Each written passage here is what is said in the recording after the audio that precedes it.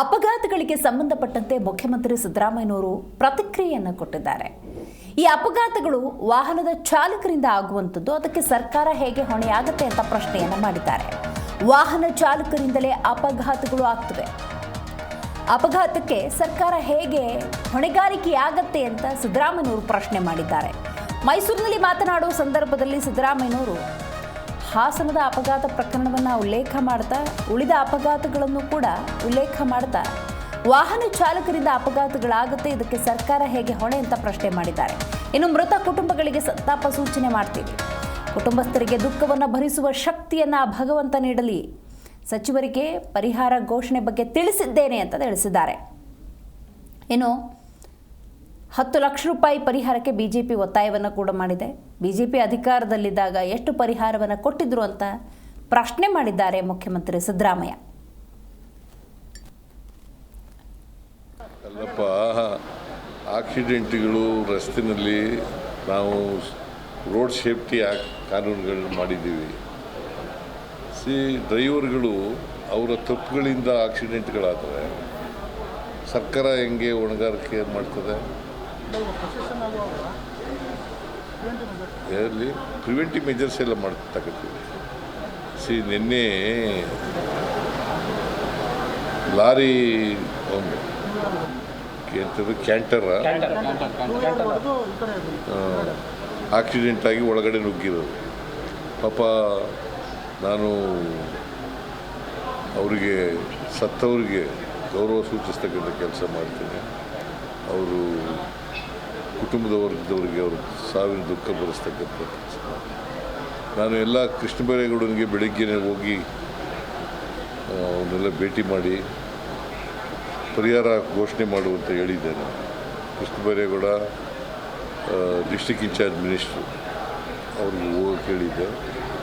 ಅವ್ರು ಹೋಗಿ ಮಾಡಿದ್ದಾರೆ. 5 ಲಕ್ಷ ಮಾಡಿದ್ದಾರೆ, ಬಟ್ ಬಿಜೆಪಿ 10 ಲಕ್ಷ ಆಗಬೇಕು ಅಂತ ಕೇಳಿಲ್ಲ. 10 ಲಕ್ಷ ಪರಿಹಾರ ಅವ್ರು ಎಷ್ಟು ಕೊಟ್ಟಿದ್ರು? Central government PM 2 lakh announce ಮಾಡಿದ್ದಾರೆ. ಇವ್ರು 5 ಲಕ್ಷ ಮಾಡಿದ್ರೆ 10 ಲಕ್ಷ ಮಾಡಿರ್ತಾರೆ. ಇವ್ರ ಕಾಲದ ಅಧಿಕಾರದಲ್ಲಿ ಇದ್ರಲ್ಲ, ಹಾಗೆ ಎಷ್ಟು ಮಾಡಿದ್ರು ಕೇಳದೇನಪ್ಪ ಅದನ್ನ? ಕೇಳ್ತಾ ಇದ್ವಿ ಸರ್, ಹಾಗಿದ್ದ ಕೇಳ್ತಾ ಇದ್ವಿ.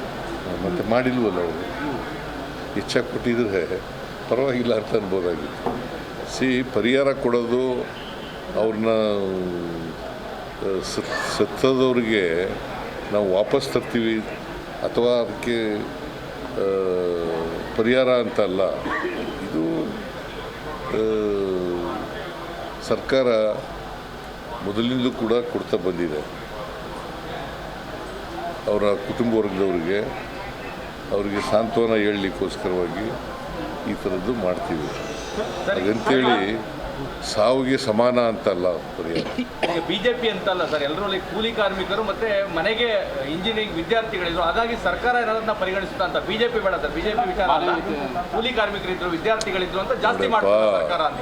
ಈಗ ಸರ್ಕಾರ ಆಕ್ಸಿಡೆಂಟ್ ಆದವ್ರಿಗೆ 5 ಲಕ್ಷಗಳನ್ನ ಕೊಡ್ತೀವಿ, ಗೊತ್ತಾಯ್ತಾ? ಸತ್ತದವ್ರಿಗೆ, ಆಕಸ್ಮಿಕವಾಗಿ ಸತ್ತದವ್ರಿಗೆ 2 ಲಕ್ಷ ಕೊಡ್ತೀವಿ. ಇವ್ರಿಗೂ ಕೂಡ 5 ಲಕ್ಷ ರೂಪಾಯಿ ಅನೌನ್ಸ್ ಮಾಡ್ತೀವಿ. ಸ್ಪೆಷಲ್ ಕೇಸ್ ಅಂತ ಕನ್ಸಿಡರ್ ಮಾಡ್ಬೋದು ಅಂತ ಸರ್. ಯಾಕಂದ್ರೆ ಕೂಲಿ ಕಾರ್ಮಿಕರು ವಿದ್ಯಾರ್ಥಿಗಳು ಹೆಚ್ಚಿನ ಸಂಖ್ಯೆಯಲ್ಲಿ ಇದ್ದಾರೆ ಅಂತೇಳಿ ಸರ್. ಮತ್ತೆ ಆರ್ಥಿಕವಾಗಿ ಹಿಂದುಳಿದ ಮಕ್ಕಳುಗಳೇ ಜಾಸ್ತಿ ಇದ್ದಾರೆ. ಎಲ್ಲ ಆರ್ಥಿಕವಾಗಿ ಹಿಂದುಳಿದವ್ರೆ ಅಂತಲೇ ಕೊಡೋದು ಪರಿಹಾರ. ಸ್ಪೆಷಲ್ ಕನ್ಸಿಡರೇಷನ್ ಆಗುತ್ತಾ ಅಂತ ಸರ್ಕಾರದಿಂದ? ಈಗ ಒಬ್ಬರು ಕೊಡೋಕೆ ಬರಲ್ಲ. ಇದು it's not A question of ಒಬ್ಬರಿಗೆ ಕೊಡೋದು ಇನ್ನೊಬ್ಬರಿಗೆ ಕೊಡದೇ ಇರೋಕ್ಕಂಗ. ಎಲ್ರಿಗೂ ಈಕ್ವಲ್ ಆಗಿ ಕೊಡಬೇಕು ಅಲ್ಲಪ್ಪ. ಹಾಸನದಲ್ಲಿ ಗಣೇಶೋತ್ಸವದ ಸಂದರ್ಭದಲ್ಲಿ ಅಪಘಾತ ಸಂಭವಿಸಿದೆ. ಇದಕ್ಕೆ ಸಂಬಂಧಪಟ್ಟಂತೆ ಪರಿಹಾರವನ್ನು ಸರ್ಕಾರದಿಂದ ಸೂಚಿಸಲಾಗಿದೆ. ಈ ಸಂಬಂಧ ಮುಖ್ಯಮಂತ್ರಿ ಸಿದ್ದರಾಮಯ್ಯನವರು ಹಲವಾರು ವಿಚಾರಗಳನ್ನು ಪ್ರಸ್ತಾಪ ಮಾಡಿದ್ದಾರೆ. 10 ಲಕ್ಷಕ್ಕೆ ಬಿಜೆಪಿ ಒತ್ತಾಯವನ್ನು ಮಾಡಿದೆ. ಇದಕ್ಕೆ ಮುಖ್ಯಮಂತ್ರಿ ಸಿದ್ದರಾಮಯ್ಯನವರು ಕೊಟ್ಟಂಥ ಉತ್ತರ, ಬಿಜೆಪಿ ಅಧಿಕಾರದಲ್ಲಿದ್ದಾಗ ಎಷ್ಟು ಪರಿಹಾರವನ್ನು ಕೊಟ್ಟಿದ್ದಾರೆ ಅಂತ. ಇದಕ್ಕಿಂತ ಹೆಚ್ಚು ಕೊಟ್ಟಿದ್ರೆ ಅವರು ಪ್ರಶ್ನೆ ಮಾಡೋದು ಸರಿ. ಇದ್ರ ಜೊತೆಗೆ ಮಾಧ್ಯಮದವರು ಹಲವಾರು ಪ್ರಶ್ನೆಯನ್ನು ಕೇಳಿದ್ದಾರೆ. ನೋಡಿ, ಇಲ್ಲಿ ಮೃತಪಟ್ಟವರಲ್ಲಿ ಕೂಲಿ ಕಾರ್ಮಿಕರು, ವಿದ್ಯಾರ್ಥಿಗಳಿರೋದ್ರಿಂದಾಗಿ ಇದನ್ನು ವಿಶೇಷವಾಗಿ ಪರಿಗಣನೆಗೆ ತೆಗೆದುಕೊಳ್ಳೋದಕ್ಕೆ ಸಾಧ್ಯವ ಅಂತ. ಆರ್ಥಿಕವಾಗಿ ಅವರು ಹಿಂದುಳಿದಿರ್ತಾರೆ, ಬಾಳಿ ಬದುಕನ್ನು ಕಟ್ಕೊಳ್ಬೇಕಾದಂಥ ವಿದ್ಯಾರ್ಥಿಗಳಾಗಿರೋದ್ರಿಂದ ಅಂತ ಕೇಳಿದ ಸಂದರ್ಭದಲ್ಲಿ ಈ ರೀತಿಯ ಪರಿಹಾರವನ್ನು ಒದಗಿಸೋದೇ ಆರ್ಥಿಕವಾಗಿ ಹಿಂದುಳಿದ ಕಾರಣಕ್ಕಾಗಿ.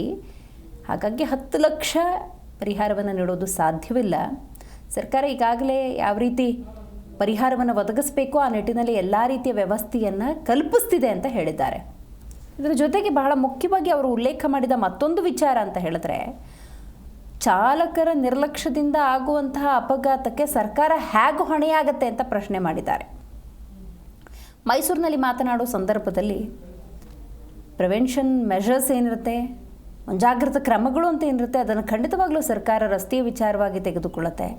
ಹಲವು ಅಪಘಾತಗಳು ಚಾಲಕರ ಅಜಾಗರೂಕತೆಯಿಂದ ಆಗುವಂಥದ್ದು, ಅವರ ನಿರ್ಲಕ್ಷ್ಯದಿಂದ ಆಗುವಂಥದ್ದು. ಅದಕ್ಕೆ ಸರ್ಕಾರ ಹೊಣೆ ಆಗೋದಕ್ಕೆ ಸಾಧ್ಯ ಇಲ್ಲ ಅಂತ ಹೇಳಿದ್ದಾರೆ. ಅವರಿಗೆ ನಾವು ವಾಪಸ್ ತರ್ತೀವಿ ಅಥವಾ ಅದಕ್ಕೆ ಪರಿಹಾರ ಅಂತ ಅಲ್ಲ,